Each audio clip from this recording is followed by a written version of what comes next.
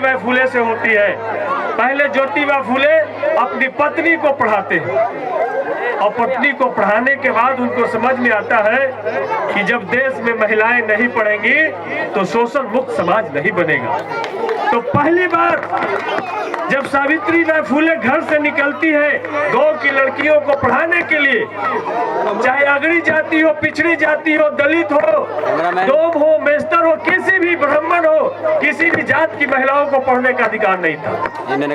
और जब ज्योतिबा फुले के प्रयास से सावित्रीबाई फुले घर से बाहर निकलती है तो यही समाज, जो पुरुष समाज जो चाहता था कि महिला नहीं पढ़े, उस सावित्रीबाई फुले पे कीचड़ फेंका था, पत्थर से उनको पत्थर फेंका करते थे। 2 साड़ी लेकर के जाती थी, एक साड़ी अपने थैला में छुपा के जाती थी, एक गोबर और कीचड़ से जब साड़ी सन जाता था तो उस साड़ी को उतार करके साफ साड़ी पहन करके लड़कियों को पढ़ाने का काम उन्होंने शुरू। आज 1848 में पहला बालिकाओं को पढ़ने वाला विद्यालय इस भारत में बना, तब जाकर के महिलाओं के लिए पढ़ाई का दरवाजा खुला।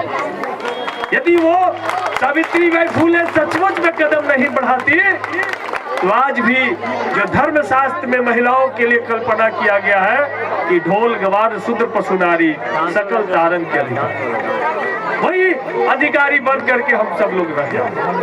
तो आज ये जो बदलाव आ रहा है कि आज हमारी बेटियां अंतरिक्ष में जा रही हैं, आज जो बदलाव आ रहा है कि चंद्रयान में आधा जो टीम थी वो लड़कियों का टीम था, चंद्रयान जो 2, चंद्रयान 3, चंद्रयान 1 जो लॉन्च हुआ, इसमें महिलाओं का योगदान है। तो आज बेटी की शिक्षा पे ज्यादा जोर देना है। दूसरा, सब इस दृश्य के माध्यम से आप लोगों ने देखा कि डेली हम लोग जनप्रतिनिधि हैं, आप लोगों ने जनप्रतिनिधि बनाया है, रोजाना घरेलू हिंसा का मामला हम लोग के सामने है। जो करना वो डिलीट करना, दहेज प्रताड़ना के किस्से आज आ रहे हैं। ये मत भूलिए कि आप किसी के यहाँ से बेटी सिखलाए हैं, आपकी भी बेटी किसी के घर गई है, तो आप अगर दूसरे की बेटी का सम्मान करेंगे तभी आपके बेटी का भी सम्मान बढ़ेगा। इसलिए इस बात को ध्यान रखना है कि जो माँ है कल वो बेटी थी, जो सास है कल वो भी बहू थी। तो इसलिए किसी भी आपके घर में आने वाली जो लड़की है उसके साथ में अगर बेटी के जैसा व्यवहार कीजिएगा तो कभी भी आपको नहीं दुख होगा, न तकलीफ होगा। और इसीलिए कहा जाता है कि नारी या लड़की जो होती है वो जननी होती है, उसके बगैर इस संसार की कल्पना नहीं की जा सकती। आप उसको पेट में मार दीजिएगा, आप उसको दहेज के लिए मार दीजिएगा, आप उसको लड़का लड़की में भेदभाव करके मार दीजिएगा, ये संसार नहीं चल पाएगा। इसीलिए नारी का सम्मान हम सब लोग का सम्मान है। और किसी भी जो भी धर्म को मानते हैं, चाहे दुर्गा हो, लक्ष्मी हो, सरस्वती हो, ये जो आप काली हो, ये तो नारी रूप को ही पूजा करते हैं। तो सिर्फ आप दिखावे के लिए मूर्ति बना करके पूजा करते हैं और घर में पुतोह का प्रताड़ना करते हैं, तो वो कभी भी दुर्गा आपसे खुश नहीं होगी, कभी भी लक्ष्मी आपसे खुश नहीं होगी। इसलिए यदि आप देवी की पूजा करना चाहते हैं तो जो घर में जो देवी की प्रतीक जो लड़की है उसका पूजा, उसका आदर करना शुरू कीजिए। इसीलिए आप तमाम लोग देख रहे हैं कि हमारी सरकार जो महागठबंधन की सरकार है, लड़कियों को आगे बढ़ाने के लिए दिन रात सिपाही में 35% रिजर्वेशन।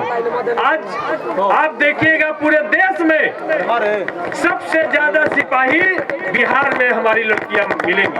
और जो जिस पर वर्दी चढ़ गया, जिस लड़की पे वर्दी चढ़ गया, उसका कभी पुरुष शोषण कर पाएगा? कर पाएगा भैया? तो जो 35% महिलाएं जिन पर वर्दी चढ़ गया तो उनका शोषण पुरुष नहीं कर पाएगा, क्योंकि उसके पास अपना कलम में ताकत है, उसके पास हथकड़ी है,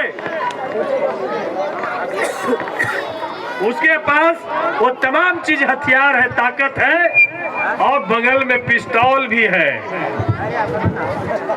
है कि नहीं? वर्दी चढ़ गया तो पिस्तौल भी है, बंदूक भी है, तो उसका शोषण नहीं कर पाएगा। इसलिए बच्चियों को पढ़ाना होगा, बच्चों को तो पढ़ाना ही होगा, लेकिन बच्चियों को भी पढ़ाना होगा, बराबर पढ़ाना होगा। आज शिक्षक बहाली में देखिए लगभग 50% बीपीएससी के माध्यम से लड़कियां सिलेक्ट हुई। जिस घर की पुतोह नौकरी में चली गई, जिस घर की बेटी नौकरी में चली गई, उस घर से दरिद्रा भाग गया। उस घर में कभी भी दरिद्रा वापस नहीं आएगा। भले ही आप दीपावली में सूप पीट पीट के कहते थे दरिद्र बाहर और दरिद्र भीतर कर रहे थे ना, जब नौकरी में आपके बाल बच्चे जाएंगे तभी दरिद्र बाहर और लक्ष्मी अंदर भीतर जाएगी। जब तक नौकरी में नहीं जाएंगे तब तक दरिद्र आपके यहाँ बैठल रहेगा। वो कुछ पूजा करिए, कोई होम जाप, कोई ओझा के बुलाइए, वो दरिद्र निकलने वाला नहीं है। जब पढ़ाई लिखाई से परिपूर्ण हो जाइएगा, आपके घर में डॉक्टर बन जाएगा, इंजीनियर बन जाएगा, डीएसपी बन जाएगा, एसडीओ बन जाएगा, तो सारा दरिद्र आपका भाग जाएगा। इसलिए आप लोगों ने, जो चिल्ड्रन क्लब के लोगों ने जो शुरुआत की है, आपने जो टैग लाइन बनाया है, जीतना है तो जीत करो, ये बहुत अच्छा, इसको हम सैल्यूट करते हैं। इसीलिए हम सब लोग जानते हैं कि dreams are most powerful energy, सपना सबसे ताकतवर ऊर्जा है, और जिसने सपना नहीं देखा है वो कभी भी मंजिल को नहीं हासिल कर सकता। इसलिए आप सपना देखिए, सपना देखने में जो कंजूसी करेगा वो जीवन में अपने मंजिल तक कभी भी पहुंच नहीं पाएगा। इसलिए सपना देखिए, जिसने सपना देखा है उसने मंजिल को हासिल किया है। हमने सपना देखा था जब हम इंग्लिश के कोचिंग में स्पोकन सीखने गए, तो 10 दिन के बाद अपने ड्रीम पर बोलना था। पहले था कि हिंदी में ही बोलना है, उसके बाद उसको इंग्लिश में ट्रांसलेट करके बोलना है। तो हमने कहा कि आपका सपना क्या है, सवाल पूछा गया। तो हमने कहा कि मेरा सपना बिहार का मुख्यमंत्री बनना। तो सब हंसने लगा, सब कहने लगा कि मुखिया बनवे ने किए हैं, मुख्यमंत्री बन जाइएगा। सब लड़का लोग मजाक उड़ाने लगा। तो हमने कहा उनको कि साथी, जो कंपाउंडर बनने के लिए पढ़ रहा है वो डॉक्टर कभी नहीं बन सकता, लेकिन जो डॉक्टर बनने के लिए पढ़ रहा कंपाउंडर कहीं बन जा सकता है। तो सपना हमने एक सेट किया था, आज उस रास्ते में आप लोगों ने, पार्टी ने आशीर्वाद दिया, विधायक बन गए। आज मुख्यमंत्री नहीं, लेकिन मुख्यमंत्री के बगल में तो बैठते हैं ना भैया, उनके साथ एक सदन में एक साथ बहस करते हैं ना आपके सवालों को लेकर के। तो सपना देखने में कंजूसी नहीं करना है, कहना ये है। कितने लोगों ने सपना देखा कि हमको एसडीओ बनना है, जब देखा ही नहीं तो खाक बनिएगा। कितने लोगों ने सपना देखा कि हमको दरोगा बनना है। 2 लड़कों ने सपना देखा, क्या लड़कियां नहीं बन सकती हैं? आप भी दरोगा बन सकती है, और जो लड़की दरोगा बनती है बड़ी कड़क दरोगा बनती है, उससे पूरा थाना इलाका थर्राते रहता। इसलिए सपना देखना शुरू कीजिए, और गार्जियन से ही निवेदन करेंगे कि आपके बच्चे के अंदर जो भी गुण है, जो भी प्रतिभा है, उसको उड़ान भरने में मदद कीजिए। यदि वो उसका प्रतिभा तो आप आज ही पंख को काट दीजिएगा, तो एक एवरेस्ट पर पहुंचने वाला व्यक्ति बीच में ही दम तोड़ देगा। इसलिए आपसे निवेदन है कि उसके उड़ान में उसको मदद कीजिए, और जो आपके यहाँ जो आपकी बेटियां बनना चाहती हैं, बेटे बनना चाहते हैं, उनको उस तक मदद कीजिए। आज सरकार भी आपके लिए मदद करने के लिए तैयार है। विभिन्न तरह का स्कॉलरशिप है, आपको जब 10th पास करते हैं फर्स्ट डिवीजन से तो आपको प्रोत्साहन राशि है। जब हमारी बेटियां 12th पास करती है तो उनको 25,000 रुपया आगे के पढ़ाई के लिए मिलता है। जब ग्रेजुएशन पास करती है तो 50,000 रुपया उनको पीजी के पढ़ाई के लिए मिलता है। यदि आप बीपीएससी के पीटी क्वालिफाई करते हैं तो 50,000 रुपया तैयारी करने के लिए मिलता है। यूपीएससी के लिए क्वालिफाई करते हैं तो 1 लाख रुपया आपको आगे की तैयारी के लिए मिलता है। इसलिए सरकार भी अपना दिल खोल करके आपको मदद करने के लिए तैयार है। आज तो पंचायती राज व्यवस्था में भी 50% लोग महिलाएं चुन करके आ रही हैं। खट्टू जी भाग्यशाली है कि इनका सीट, नहीं तो इनको भी मैडमे का लड़ावे पड़ता कि नहीं लड़ावे पड़ता। तो बहुत सारे लोग एमपी बन के घूम रहे हैं, तो कहते एमपी साहब आ गए, एमपी साहब। तो हम लोग कौन एमपी साहब भाई? एक तो चंद्रेश्वर चंद्रवंशी जी को तो जानते हैं, तो नहीं मुखिया पति है, और एसपी भी बन के घूम रहे हैं, सरपंच पति। तो महिला के वजह से उनको सम्मान हासिल हो रहा है। तो इसलिए राजनीति में भी महिलाओं के लिए दरवाजा खुला है, पढ़ाई में भी, नौकरी में भी महिलाओं के लिए दरवाजा है। इसलिए अपनी बेटियों को कम मत समझिए, और हम फक्र के साथ, घमंड के साथ हम कहते हैं कि मेरी भी 2 बेटी है जो अपने उड़ान की तरफ आगे बढ़ रही है। इसी बात के साथ आप तमाम लोग को ढेर सारी बधाई और शुभकामना देते हैं। इसीलिए हमने सबसे पहला निर्णय हर एक पंचायत में पुस्तकालय बनाने का लिया।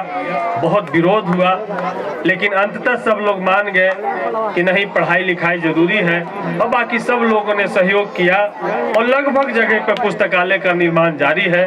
पुस्तकालय जैसे ही बनेगा उसमें वाईफाई, टीवी, तमाम चीज़ों की सुविधा होगी। उसमें ऑनलाइन क्लास की व्यवस्था हम बहाल करेंगे, डिजिटल लाइब्रेरी उसको बनाएंगे कि जो चाहते हैं दिल्ली, बम्बई, पुणे नहीं जा सकते हैं, अपने पंचायत के पुस्तकालय में बैठ करके यहीं से अन अकेडमी से, यहीं के से बाजीराव के, यहीं से और भी जो लक्ष्य है उसका कोचिंग आप यहीं से ज्वाइन कर सकते हैं। और डिजिटल, अब तो डिजिटल क्लासेस होने लगा है, यहीं से क्लास करके, यहीं से ग्रुपिंग करके आप भी यहाँ से 2, 4, 10 लोग भी उस लाइब्रेरी से कामयाब हो जाएंगे। मेरा लक्ष्य पूरा हो जाएगा। इसी उद्देश्य से हम लाइब्रेरी बना रहे हैं। इसीलिए हमने सरकार से भी मांग भी किया है कि मखदूमपुर जहानाबाद का सबसे बड़ा ब्लॉक है, इसलिए मखदूमपुर में बालिकाओं को पढ़ने के लिए कॉलेज की स्थापना किया जाए। यदि मखदूमपुर क्षेत्र में बालिकाओं का कॉलेज, महिला कॉलेज स्थापित हो जाएगा तो हमारी बेटियों को गया या पटना जा करके डिग्री नहीं धारण करना होगा, यहीं पे रह करके ग्रेजुएशन और पीजी कर पाएंगे।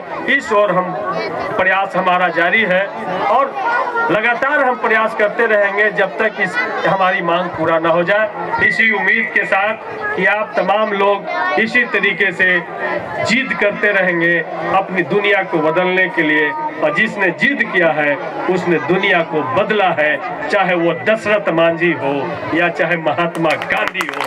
जिसने जिद किया है उसने दुनिया को बदला है। इन्हीं चंद बातों के साथ हम अपनी बात को समाप्त करेंगे। बहुत बहुत धन्यवाद। Hello, a million thank you sir ji, a million thank you, बहुत बहुत धन्यवाद। आपने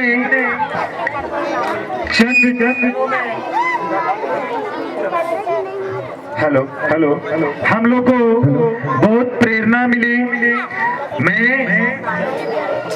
और यहाँ जितने भी जनता, स्टूडेंट आपकी बातों को अमल करें और आगे बढ़े, शिक्षा को उजागर करें। शिक्षा ही हर ताला की चाबी है, शिक्षा है हर ताला की चाबी होती है। इसलिए शिक्षा नेसेसरी है ऑल पीपुल के लिए।